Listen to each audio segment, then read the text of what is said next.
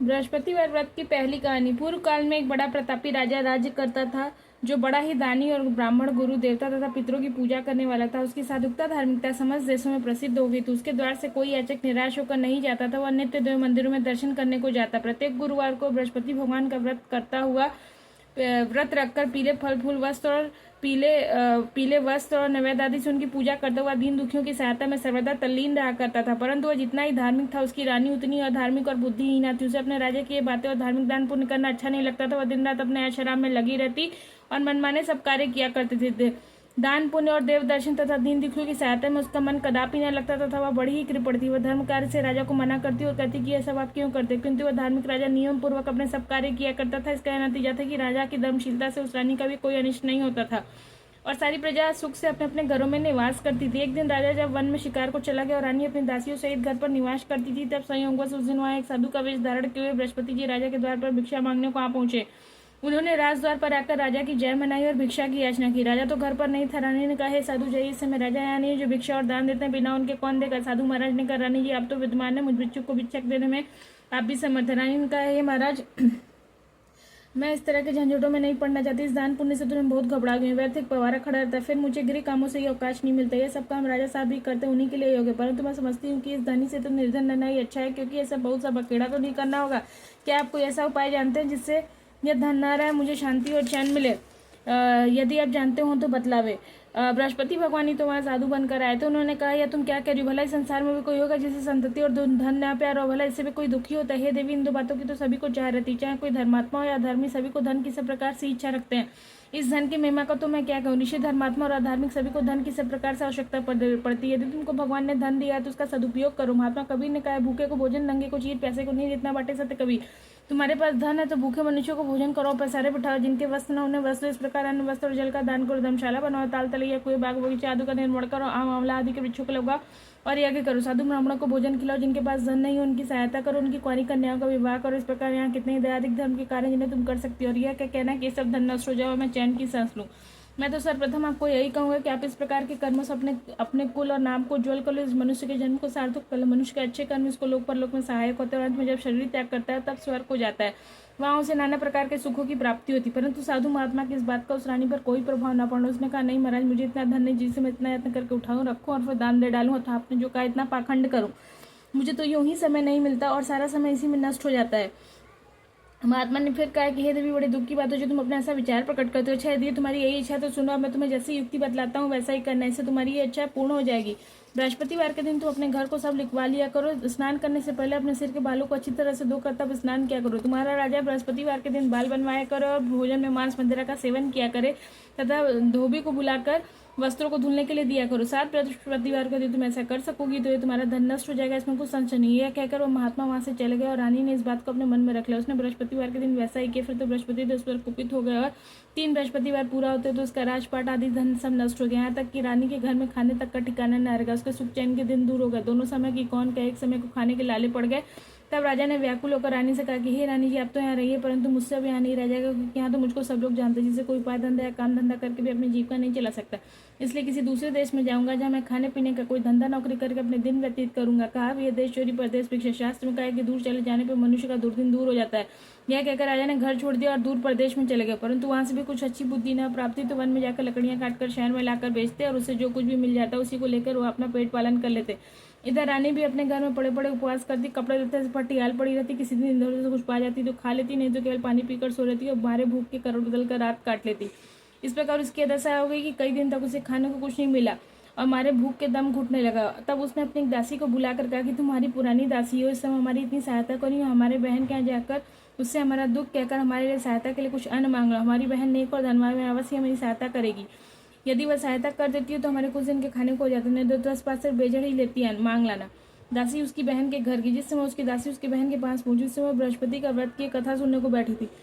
उसने उसी समय कहा कि हे रानी, मैं आपकी बहन के पास से आई हूँ। आपकी बहन इस समय बड़े कष्ट में, आप उसकी कुछ सहायता करें। 10 से बेजड़ी उसके लिए दे देना तो कुछ दिन कट जाएंगे। दासी ने कई बार कहा, परंतु रानी ने ध्यान न दिया और कुछ न बोली, क्योंकि वो मौन भाव से एकाग्रचित्त हो बृहस्पति भगवान की कथा सुनने में लीन थी। जब रानी कुछ न बोली तब वो उदास हो अपने मन में अपने घर को लौट उस रानी के पास चली आई जिसने उसे भेजा था और आकर रानी से कहा कि आपकी बहन तो बड़ी घमंडी व सहायता और बेजड़ क्या देती, उसने तो सीधे मुंह बात भी न की। उसे सुन रानी ने कहा कि ये उसका दोष नहीं है, यह सब अपने बुरे दिन की बात है। जब बुरे दिन आते हैं तो तृण भी पहाड़ बन जाता है और मित्र भी शत्रु बन जाता है तथा उस दुखी का कोई साथ नहीं देता। तो इधर तो यह बात हुई। उधर जब वो रानी बृहस्पति जी की कथा सुनकर उठी तो उसे ख्याल हुआ कि मेरी बहन की दासी आई थी और व्रत की कथा सुनने में मैंने उससे कुछ बात भी नहीं की। इससे मैं इस बात को विचार कर किंचित शांत रही और जाकर भक्ति भाव से पूर्ण सप्रेम विष्णु का पूजन किया। उसने भगवान की पूजा की, विसर्जन कर सीधे अपनी बहन के घर गई और कहा कि हे बहन, तुम्हारी दासी मेरे पास गई थी, परंतु मैं बृहस्पति का व्रत किए बैठी थी और मौन भाव से कथा सुन रही थी। उस कथा को जब तक कथा पूरी न हो जाए, न बोला जाता और न ही वहाँ से उठा जाता। इस कारण वह लौट आई और कहा कि बहन, उसे आपने मेरे पास किस लिए भेजा था? रानी बोले, बहन, मेरे पास अन्य नहीं था। तुम तो जानती हो कि इधर हमारे घर की दशा बड़ी शोचनीय हो गई है, इसलिए मैंने दासी को तुम्हारे पास 5 सेर बेजड़ लाने के लिए भेजा था, परंतु वह खाली हाथ लौट आई। मैंने सोचा कि तुम किसी काम में फंसी होगी जिससे दासी को यूं ही लौटा दिया होगा। रानी बोली, नहीं बहन, उसने तो मुझसे कुछ नहीं कहा, परंतु मैं क्या समझती हूँ कि तुम्हारे घर में ही बेजड़ मौजूद है, तुम अपने घर में फिर से देखो। उसने अपनी बहन के कहने पर ऐसा कहकर कहा। रानी ने जब घर में जाकर देखा तो बेजड़ से बड़ा हुआ गजार मिला। अब तो रानी और बांदी दोनों ही बहुत खुश। बांदी ने कहा कि रानी, यूँ तो भोजन के अभाव में हम लोग नित्य ही व्रत करते हैं, इसलिए मेरी समझ में यह नहीं आता कि यदि हम लोग इनसे व्रत विधि और कथा पूछ लें और किया भी करें तो कोई हानि नहीं है। रानी ने कहा, कोई हानि नहीं है। रानी ने कहा, कोई हानि नहीं है, अवश्य किया जाए, अवश्य पूछ लिया जाए। रानी ने अपनी बहन के समीप बैठकर कहा कि हे बहन, बृहस्पतिवार के व्रत का क्या विधान है और यह व्रत कैसे किया जाए? तो उस धार्मिक रानी ने कहा, बहन, बृहस्पति भगवान की व्रत कथा में कोई विशेष झंझट नहीं करनी पड़ती, केवल चने की दाल और मुनक्का से विष्णु का केले की जड़ में पूजन करना चाहिए और वहाँ दीप दान भी करें, अर्थात दीपक जलाएं। उस दिन पीला भोजन करें और कहानी सुने। ऐसा करने से गुरु बृहस्पति प्रसन्न होते हैं और उनकी प्रसन्नता से अन्न, धन और पुत्र की प्राप्ति होती है, मनुष्य की सब मनोकामनाएं पूर्ण हो जाती है। यह सुनकर उस रानी ने और दासी दोनों ने निश्चय किया कि बृहस्पतिवार का व्रत अवश्य करेंगे। जब 7 दिन के बाद बृहस्पति का दिन आया तो उन दोनों ने व्रत किया। तब चना और गुड़ कहाँ से मिले, इसके लिए उन्होंने गुड़शाल में जाकर प्रवेश कर वहाँ से जाकर चना और गुड़ बिनकर लेके आए और उसे चने की दाल बनाकर गुड़ सहित केले की जड़ में ले जाकर विष्णु भगवान की पूजा की। इस प्रकार उन्होंने व्रत कर लिया, परंतु पीला भोजन कहाँ से प्राप्त हो? बेचारी रानी और दासी दो बड़े दुखित हुई, परंतु व्रत के प्रभाव से बृहस्पति भगवान तो बड़े ही प्रसन्न थे, इसीलिए थालों में पीला भोजन लिए भगवान स्वयं उपस्थित हुए और दासी को देकर बोलिए, तुम्हें तुम्हारी रानी दोनों के लिए अब इसी को भोजन करना। दासी प्रसन्न हुआ, भोजन रानी के पास ले गए और सब बातें कहकर भोजन दिया। बांदी और रानी दोनों ने बड़ी प्रसन्नता से भोजन किया। फिर तो वह हर बृहस्पतिवार को व्रत रखती और देव गुरु बृहस्पति के लिए भगवान विष्णु की पूजा करती। इस पूजा से वह फिर रानी होगी उसके घर में, जो कि तो सारी संपदा भर गई और दासी भी बड़ी धनवान होगी, परंतु ब्रह्मा के लेख और कर्म की रेखा को मिटाना बड़ा कठिन होता। रानी फिर आलसी होगी। तब दासी ने कहा कि देखो रानी, तुम पहले भी इसी प्रकार आलस्य करते थे, जिससे तुम्हारा सब कुछ नष्ट हो गया। बहुत परिश्रम के बाद तुम्हें ये सुदिन लौटे, फिर वही आलस्य न करो। 3 जनों को दान देकर सब पुण्य कर्म करो, भूखों को भोजन और प्यासों को पानी दो, पैसारे बैठाओ, ब्राह्मणों को दान मान सम्मान और भोजन दो। रानी ने फिर कुछ कर्म किया, उसका यश फैल गया। वो अपने पति राजा के लिए चिंता में पड़ी कि राजा कैसे होंगे। उसने गुरु बृहस्पति से राजा से मिलने की प्रार्थना की। बृहस्पति भगवान ने रात्रि में राजा को स्वप्न दिया कि राजा प्रातःकाल होते ही अपने देश को चला। मार्ग में उसने बृहस्पति से भेंट होगी। उन्होंने राजा से अपना व्रत करने को कहा। व्रत में चने की दाल, गुड़ और केले के वृक्ष में विष्णु भगवान की पूजा करने को कहा और राजा ने कहा कि मैं तो लकड़हारे का काम करता हूँ, उतना पैसा कहाँ से पाऊंगा जो यह सब विधि विधान से करूंगा। साधु के वेश में आए बृहस्पति ने कहा, अगले बृहस्पतिवार को व्रत करके देखो तो सही, तुमको रोज से दुगुना धन मिलेगा। पूर्व काल में एक बड़ा गरीब ब्राह्मण था, उसकी कोई संतान न थी। इस कारण थी कि उसकी स्त्री बड़ी ही मलिन स्वभाव की थी। प्रातः सोकर उठते हुए सर्वप्रथम भोजन करती, फिर दूसरा कार्य करती। यह सब देख ब्राह्मण बड़ा दुखी रहता। कुछ समय बाद उसकी स्त्री को एक कन्या उत्पन्न हुई। कन्या रत्न कन्या जो बड़ी, उसका स्वभाव निखरता करने प्रातः उठते ही नित्य कर्म स्नान आदि करती हुई भगवान विष्णु की पूजा के साथ प्रति बृहस्पतिवार को गुरु बृहस्पति का व्रत भी किया करती थी। जब वह विद्यालय में पढ़ने जाती तो अपने हाथ में एक मुट्ठी जौ भर कर ले जाती और मार्ग में डाल देती।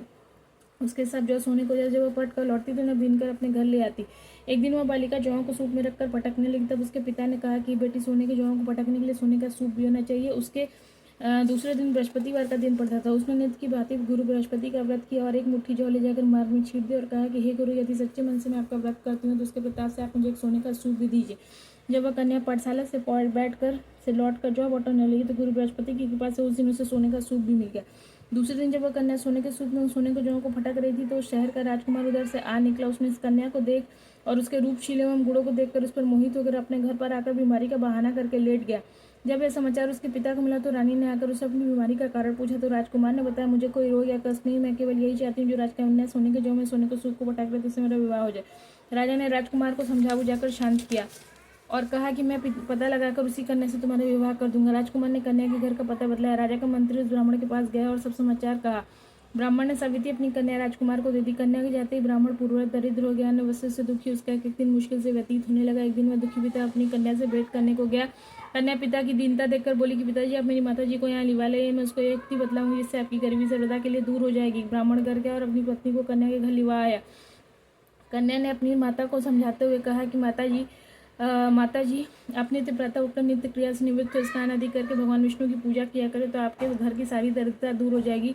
परंतु उसने ध्यान नहीं दिया कि और पहले की बातें बच्चों का जूठन खा लेती थी। और यह सब सुनकर जो उसकी पुत्री थी उसको बड़ा दुख हुआ। तब उसने जाकर अपनी माँ को काल कोठरी में बंद कर दिया और प्रातः निकाल कर स्नान पूजा पाठ आदि कराया, जिससे उस ब्राह्मणी की बुद्धि ठीक हो गई और वो बृहस्पतिवार का व्रत करने लगे। बृहस्पति भगवान के व्रत से वो ब्राह्मण धन्यवान और सुखी हो गया और मरने पर वो पति पत्नी स्वर्ग को प्राप्त हुआ। राजा जो लकड़हारे का कार्य करके अपनी जीविका चलाता था वह साधु महात्मा के कथन से जब बृहस्पतिवार का व्रत किया तो उसके लकड़ी के व्यापार में दुना चौगुना लाभ होने लगा।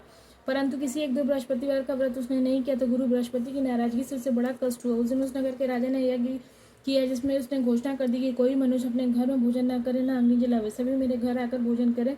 जो इस आज्ञा का पालन नहीं करेगा उसे फांसी पर लटका दिया जाएगा। राजा से सभी लोग भोजन करने को गए। यही एक लकड़हारा कुछ देर से पहुंचा, इसलिए राजा उसे अपने घर लिवा ले आया और जब भोजन करा रहे थे तो रानी की दृष्टि खूंटी पर पड़ी जिस पर नौलखा हार लटका होता हुआ ना दिखा। रानी ने सोचा इसी मनुष्य ने हार चुरा लिया है।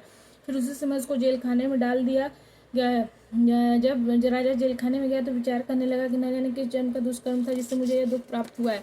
खैर उसी समय बृहस्पति जी साधु के वेश में उसके समक्ष आए और कहा कि तुमने बृहस्पति जी का व्रत नहीं किया ना, जिससे तुमको दुख प्राप्त हुआ है। खैर अब कल ही बृहस्पतिवार है, इसी जेल खाने के फाटक पर तुमको पड़ा हुआ 4 पैसा मिलेगा, उसी से तुम व्रत कर लेना। और उधर राजा को स्वप्न दिया कि हे राजा, तुमने जिस व्यक्ति को जेल खाने में भेजा है वह सर्वथा निर्दोष है, वह राजा है, उसको छोड़ दो। रानी का हार खूंटी पर, यदि नहीं छोड़ोगे तो तुम्हारा राज्य नष्ट हो जाएगा। राजा ने स्वप्न देखकर सवेरे उठाकर देखा तो रानी का हार खूंटी पर दिखाई दिया। उसे देखकर राजा ने प्रसन्न होकर लकड़हारे को बुलाकर क्षमा मांगी। तब उसे राजा के योग्य सुंदर वस्त्राभूषण देकर विदा किया गया। राजा अपने नगर को चला गया और जब वहाँ पहुंचा तो क्या देखता है कि अपने यहाँ तो सब सुख छाया हुआ है। चलते चलते वह घर पर आए। यहाँ रानी ने राजा के स्वागतार्थ में पहले से बांदी को द्वार पर भेज दिया था। बांदी बड़े स्वागत से राजा को महल में लिवा ले गए। राजा ने खुद रोकर रानी से पूछा कि धन वैभव तुमको किस प्रकार मिल गया। उसने कहा यह सब गुरु बृहस्पति के व्रत की महिमा है, व्रत करने की महिमा है। राजा ने कहा बड़ी अच्छी बात है, मैं व्रत नियम पूर्वक करूंगा। और यहाँ तक कि सर्वदा राजा के दुपट्टे में चने की दाल बंधी रहती थी और दिन में 3 बार गुरु महाराज की कहानी कहा करता था। एक दिन वह राजा घोड़े पर सवार होकर अपनी बहन के घर उसे देखने चला। मार्ग में उसने देखा कि एक मुर्दे को लेकर कुछ लोग शमशान जा रहे हैं। राजा ने कहा कि अरे भाइयों, जरा ठहर जाओ और बृहस्पति भगवान की कथा सुन लो। उसे सुन उन सबों को बड़ा आश्चर्य हुआ, परंतु राजा ने क्या सुनकर सबको रोक लिया और कहानी आरंभ की। कहानी जब आंधी पहुंची तो मुर्दा हिलने लगा और कहानी जो ही समाप्ति हुई राम राम कहकर उठ खड़ा हुआ। राजा वहां से आगे बढ़ा तो एक किसान जो हल जोत रहा था, राजा ने उसे अपनी कहानी सुनानी चाहिए तो उसने कहा वहाँ मैं अपना हल चलाऊंगी, तुम्हारी कहानी सुनी। राजा जो ही आगे बढ़ा उसके हल के बैलों में से एक बैल पछाड़ खाकर गिर पड़ा। उसके पेट में भयंकर दर्द होने लगा। उसी समय उसकी माँ जो उसके लिए जलपान के लिए जो रोटी और पानी लेकर आई थी उसके पेट में दर्द होता पाया और पूछा तो बेटे ने सब बात क्या सुनाई। बुढ़िया ने दौड़कर उस घुड़सवार राजा को बुलाया और कहा कि मैं आपकी कहानी सुनूंगी, मुझे सुनाओ। राजा उस बुढ़िया के खेत पर कहानी सुनाने को लौट आया और जो ही कहानी कहने लगा उस किसान का बैल उठ खड़ा हुआ और किसान के पेट का दर्द भी बंद हो गया। राजा अपनी बहन के घर आया और बहन ने उसका बड़ा ही स्वागत किया। समाचारों के आदान प्रदान और परस्पर वार्तालाप करते हुए सुख से सोकर सबने रात्रि व्यतीत की। दूसरे दिन सवेरा होने पर राजा उठा और अन्य सभी लोग उठकर अपने काम काज में लगे।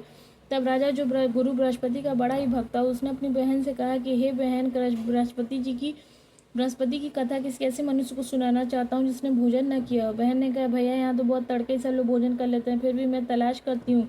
उसने देखा कि पड़ोस में जो कुम्हार रहता उसका बेटा बहुत बीमार था, जिसने 3 दिन से उसके घर वालों ने मारे दुख के भोजन नहीं किया है।